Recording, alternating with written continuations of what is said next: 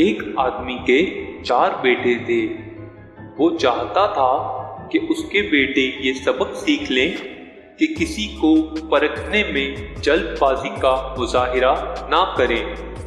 لہذا اس بات کو سمجھانے کے لیے اس نے اپنے بیٹوں کو دور دراز علاقے میں ناشپاتی کا ایک درخت دیکھنے کے لیے سفر پر روانہ کیا۔ ایک وقت میں ایک بیٹے کو سفر پر بھیجا کہ جاؤ اور اس درخت کو دیکھ کر آؤ۔ باری باری سب کا سفر شروع ہوا۔ پہلا بیٹا سردی کے موسم میں گیا، دوسرا بہار میں، تیسرا گرمی کے موسم میں اور سب سے چھوٹا بیٹا خزاں کے موسم میں گیا۔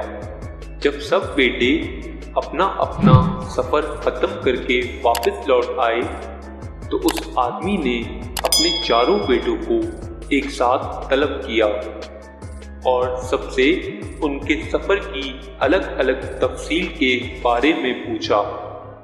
پہلا بیٹا جو جاڑے کے موسم میں اس درخت کو دیکھنے گیا تھا نے کہا کہ وہ درخت بہت بدصورت، جھکا ہوا اور ٹیڑھا سا تھا۔ دوسرے بیٹے نے کہا نہیں، وہ درخت تو بہت ہرا بھرا تھا، ہرے ہرے پتوں سے بھرا ہوا۔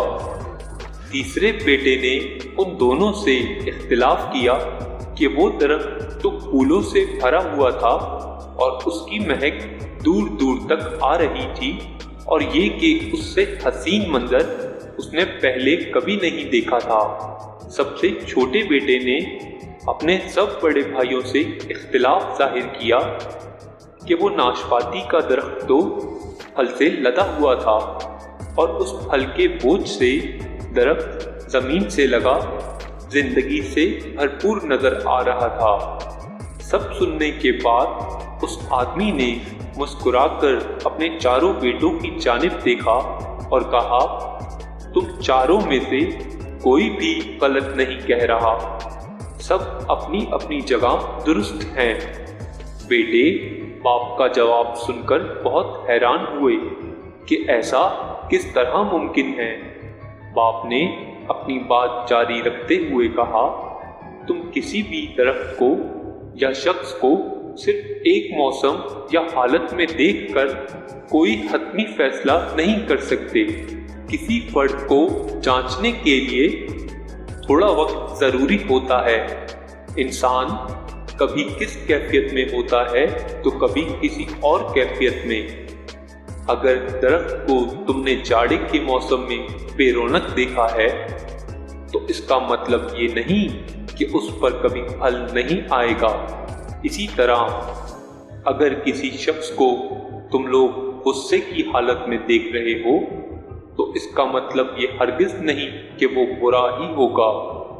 کبھی بھی جلد بازی میں کوئی فیصلہ نہ کرو جب تک اچھی طرح کسی کو جانچ نہ لو۔ کسی کو اسی وقت سمجھا یا پرکھا جا سکتا ہے جب یہ تمام موسم گزر جائیں۔